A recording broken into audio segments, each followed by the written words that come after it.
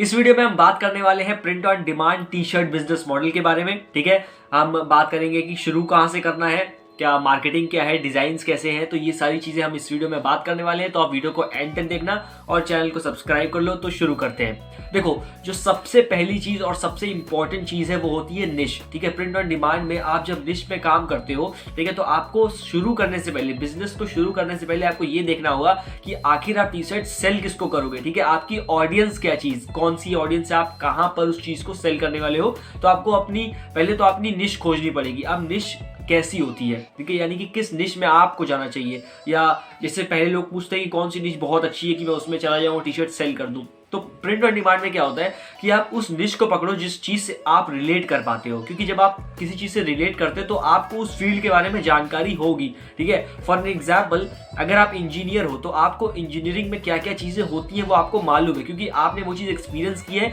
और वही एक्सपीरियंस जब आप अपनी टी शर्ट की डिजाइन पर दिखाओगे, ठीक है, यानी कि कुछ टेक्स्ट की डिजाइन हो गई या कैसी भी डिजाइन, अगर वो डिजाइन आपके इंजीनियरिंग एक्सपीरियंस से आएगी आपकी टी शर्ट के ऊपर, तो जो बाकी इंजीनियर्स हैं वो भी उस चीज को एक्सपीरियंस कर चुके होंगे। और जब वो इंजीनियर्स आपकी टी शर्ट्स को देखेंगे तो वो उससे रिलेट करेंगे, और जब वो रिलेट करेंगे देन बहुत ज्यादा चांस है कि वो उस चीज को खरीद लेंगे, क्योंकि वो चीज एक कनेक्ट बिल्ड करती है, एक इमोशन बिल्ड करती है, जिसकी वजह से सेलिंग हो जाती है। तो आप उस निश में जाओ। अगर आपको अपनी निश नहीं डिसाइडेड हो तो आप उस निश में जाओ जिस चीज में आप अच्छे हो, यानी कि जिस चीज से आप रिलेट करते हो। अगर आप इंजीनियरिंग में जाना चाहते हो तो हो सकता है आप इंजीनियर हो या आप इंजीनियरिंग कर रहे हो, तो आपको पता है कि वहां पर क्या क्या चीजें होती है। ठीक है, जैसे अगर आप फोटोग्राफर हो और आप प्रिंट ऑन डिमांड करना चाहते हो तो आप फोटोग्राफी से रिलेटेड टी शर्ट्स बनाओगे, तो जितने फोटोग्राफर होंगे वो भी उस चीज से रिलेट करेंगे और उसके बाद आपकी सेलिंग बढ़ेगी। ठीक है, तो सबसे पहली और सबसे इंपॉर्टेंट चीज यही है कि आपको अपनी निश डिसाइड करनी है, क्योंकि जब आप अपनी निश डिसाइड करोगे और उसमें चलोगे तो आप एक स्पेसिफिक ऑडियंस को टारगेट कर पाओगे, जिसकी वजह से आपकी सेल इंक्रीज होगी। तो आप पहले फोकस करो कि भाई आपकी निश मिल जाए और उस निश से रिलेटेड डिजाइन आप सर्च करोगे। अब दूसरी चीज आती है कि आपकी डिजाइन। ठीक है, कि क्या आपको डिजाइन के लिए एक डिजाइनर को हायर करना है या फिर आप खुद ही डिजाइन कर सकते हो। और अगर आपको फोटोशॉप नहीं आती तो फिर क्या करना है। तो देखो, इनिशियल लेवल पे आपको डिजाइनर हायर करने की कोई जरूरत नहीं है, आप खुद ही डिजाइन बना सकते हो। अब आपको करना क्या है कि जो भी आपकी निश है, ठीक है, उस निश को आप गूगल पे डालो और उससे रिलेटेड टी शर्ट्स खोजो। यानी कि जैसे आपने फोटोग्राफी लिखा हुआ है, ठीक है, तो आप लिखो फोटोग्राफी टी शर्ट्स। तो गूगल आपको पहले तो शॉपिंग एड्स दिखाएगा, ठीक है, तो आप उनमें चेक कर सकते हो कि वो क्या क्या डिजाइन है। आप चुराओगे नहीं डिजाइन को, आप इंस्पिरेशन लोगे। ठीक है, और बहुत सारी आपको टी शर्ट्स मिल जाएंगी फोटोग्राफी से रिलेटेड। इसी तरह से जो भी आपकी निश है वो निश लिखो, उसके आगे लिख दो टी शर्ट, तो आपको गूगल सारी टी शर्ट शो कर देगा। उसके बाद आपको वहां पर डिजाइने देखनी है, डिजाइन देख करके आप इंस्पिरेशन लो कि मैं इसमें और क्या क्या चेंजेस ला सकता हूँ या इसको और अच्छा कैसे कर सकता हूँ। दूसरी जगह है आपका पिंटरेस्ट, वहां पर भी आपको टी शर्ट्स बहुत अच्छी मिलेंगी, प्लस वहां पर कोट्स आपको अच्छे अच्छे मिल जाएंगे आपकी निश से रिलेटेड। तो यहां से आप डिजाइन रिसर्च करोगे। ठीक है, डिजाइन रिसर्च की एक स्पेसिफिक वीडियो आएगी, लेकिन आप गूगल पे भी डिजाइन देख सकते हो, प्लस पिंटरेस्ट पे भी डिजाइन देख सकते हो। यहां से आप इंस्पिरेशन लो, इंस्पिरेशन लेने के बाद आप उसमें थोड़ी सी और वैरायटी ऐड करो, या फिर आप उसको किस तरह से अलग कर सकते हो या किस तरह से और अच्छा कर सकते हो, उस चीज पे ध्यान दो। और उसके बाद अब बात आती है, जब आपने डिजाइन से इंस्पिरेशन ले ली है, अब बात आती है कि आप डिजाइन बनाओगे कैसे। अगर आपको फोटोशॉप नहीं आता है, फोटोशॉप यूज करना नहीं आता है, कोई दिक्कत नहीं है। ठीक है, जब मैंने शुरू किया था तो मैं भी फोटोशॉप पे काम नहीं करता था और मैं आज भी फोटोशॉप पे काम नहीं करता हूँ। ठीक है, हम यूज करते हैं कैनवा का। कैनवा बहुत ही अच्छा टूल है। ठीक है, अगर आप नॉन डिजाइनर हो, आपको फोटोशॉप नहीं यूज करना आता है, देन आप कैनवा का इस्तेमाल करो, जो कि बेस्ट टूल है इस वक्त। ठीक है, आप उससे बहुत अच्छी अच्छी डिजाइन क्रिएट कर सकते हो। अगर आपको जैसे कि टेक्स्ट जो डिजाइन होती है, जिनमें आप टेक्स्ट लिखते हो टी शर्ट्स पे, ज्यादातर वो टेक्स्ट वाली डिजाइनें चलती हैं बहुत ज्यादा। तो जब आप वो डिजाइन लिखते हो, वो डिजाइन पे काम करते हो, तो कैनवा आपके लिए बहुत बेस्ट है, क्योंकि वहां पर बहुत सारे आपको फॉन्ट मिलते हैं, बहुत सारे एलिमेंट्स मिलते हैं और बहुत सारा काम आप कर सकते हो केवल कैनवा पर। ठीक है, तो डिजाइनर हायर करने की कोई जरूरत नहीं है। इनिशियली आप खुद ही अपनी डिजाइन पे सोचो, इंस्पिरेशन लो और उसके बाद कैनवा पे उसको डिजाइन करो। ठीक है, उसके बाद आप जो आपके सप्लायर्स हैं, ठीक है, आप अपने सप्लायर्स खोजने होंगे आपको। सप्लायर्स जैसे कि इंडिया में काम करते हैं, प्रिंटरोव काम करता है, वेंडरबोर्ड काम करता है, ठीक है, क्विकिंग काम करता है। जो मैंने जिस पे काम किया है, मैंने अभी तक प्रिंटरोव पे ही काम किया है। ठीक है, प्रिंटरोव काफी अच्छा काम देते हैं, काफी अच्छी सर्विस है उनकी। ठीक है, अब हम बात करते हैं, जब आपने वहां पर अपनी डिजाइन खोज ली, डिजाइन आपने बना ली, अब आपने सप्लायर भी खोज लिया। तो सप्लायर देखो, ये जो 3 सप्लायर मैंने बताए हैं और भी हैं, आप और भी रिसर्च कर सकते हो, लेकिन प्रिंटरोव मेरी रिकमेंडेशन है। ठीक है, आप क्विकिंग के पास भी जा सकते हो, उनकी भी सर्विसेज बहुत अच्छी हैं। लेकिन अब आप डिसाइड कैसे करते हो, ठीक है, कि मुझे इस सप्लायर के पास जाना है।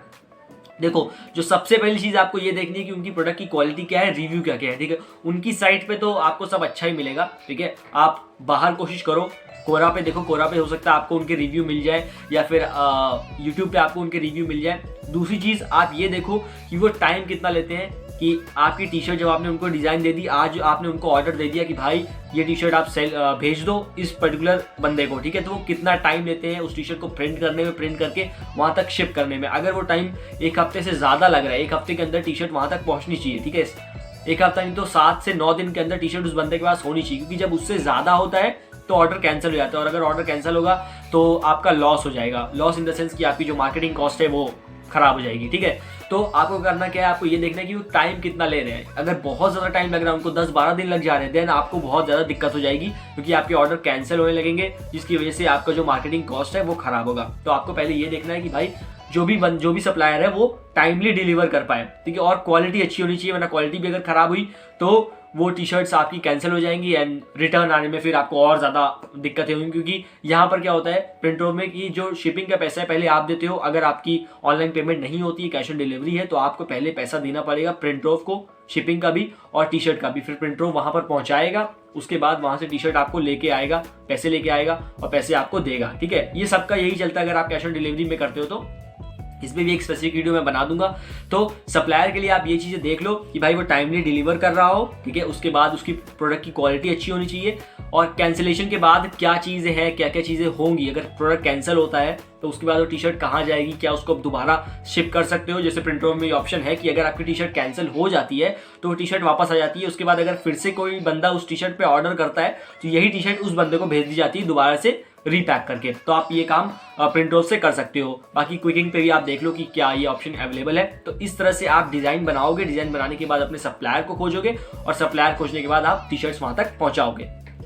तो अभी तक हमने अपनी निश देख ली है, ठीक है, हमने हमारी डिज़ाइन बना ली है और डिज़ाइन हमने सप्लायर खोज लिया है, सब कुछ प्रिंट हो चुका है। अब आती है मेन बात जो है मार्केटिंग की, ठीक है, जिसमें हम मार्केटिंग करेंगे। मार्केटिंग ही मेन होती है, क्योंकि मार्केटिंग आपको सेल ला कर देगी, ठीक है।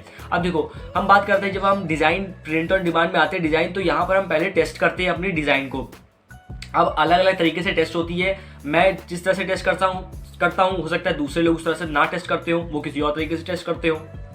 देखो, इनिशियल लोग पे कुछ लोग होते हैं जो टेस्टिंग में ट्रैफिक ऐड चलाते हैं, कुछ लोग होते हैं जो डायरेक्ट कन्वर्जन ऐड चला देते हैं, ठीक है।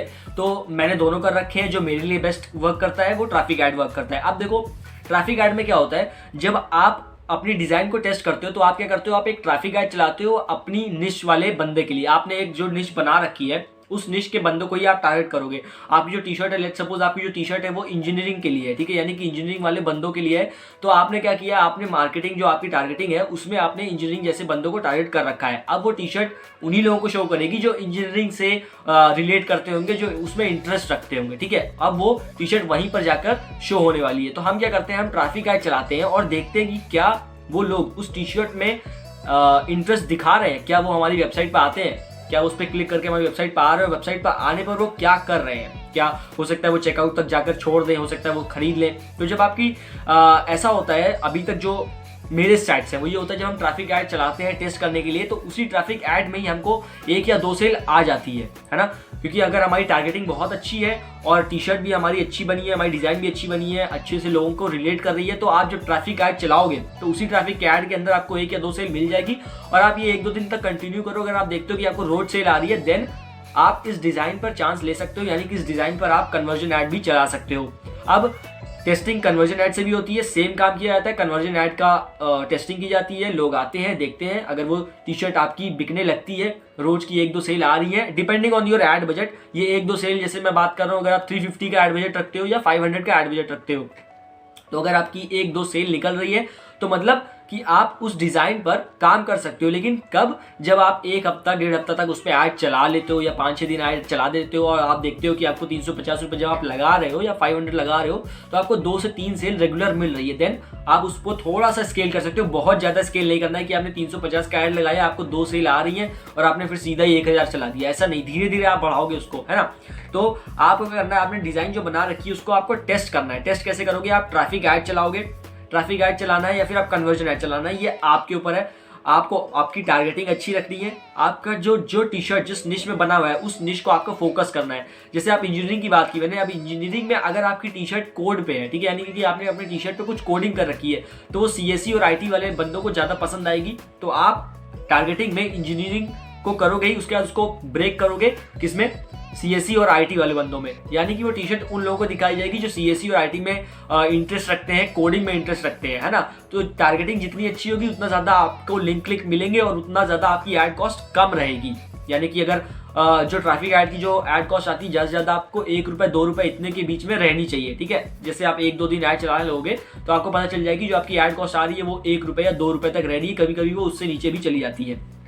तो जब आप ट्रैफिक ऐड चलाओगे और आपकी डिज़ाइन अच्छी है तो आपको उसी में सेल आ जाएगी। तो यानी कि आप उस डिज़ाइन पर चांस ले सकते हो। और इसी तरह से यही पूरा प्रोसेस है जैसे आप अपनी प्रिंट ऑन डिमांड की बिजनेस को शुरू करोगे। अब जब आप ये काम करते हो बिल्कुल आप तैयार हो चुके हो अपने बिजनेस मॉडल को रन करने में, और आप रन कर भी रहे हो अगर आप इस तरह से काम करते हो तो, ठीक है। तो आपको डिज़ाइन को टेस्ट करना है। टेस्ट करने के बाद अगर आपको लगता है कि ये डिज़ाइन अच्छी काम कर रही है, मेरा यहाँ से प्रॉफिट हो सकता है और ये डिज़ाइन वर्क करेगी, देन आप उसको हल्का हल्का स्केल करते चले जाओगे एक हफ्ते के डिफरेंस के ऊपर। जैसे आपने अगर 500 का ऐड चलाया है, आपको सेल आ रही है, देन आप उसको 200 रुपये और बढ़ा दो, 700 का ऐड कर दो या 800 का ऐड कर दो। तो इस तरह से आप धीरे धीरे उसको स्केल करोगे, ठीक है। स्केलिंग पर भी वीडियो आएगी।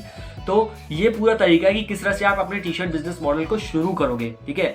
और इनिशियली आपको जो बजट मैं बता देता हूँ, आप जो बजट रखते हो पर ऐड का वो आप 350 रुपीज़ से शुरू कर सकते हो। 350 रुपीज़ में अगर आप ट्रैफिक ऐड चलाते हो, अच्छे से टारगेटिंग कर रखी है, देन बहुत ज़्यादा चांसेस है कि आपको ट्रैफिक ऐड में ही एक सेल आ जाएगी, ठीक है।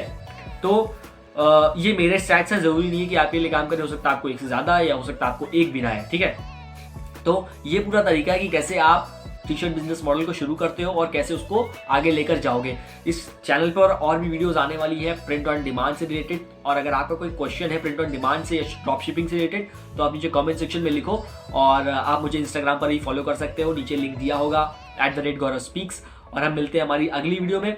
और अगर कोई चीज़ नहीं समझ में आई है तो नीचे कमेंट सेक्शन में ज़रूर लिख के बताओ मेरे को। बाकी हम मिलते हैं हमारी अगली वीडियो में, तब तक के लिए धन्यवाद।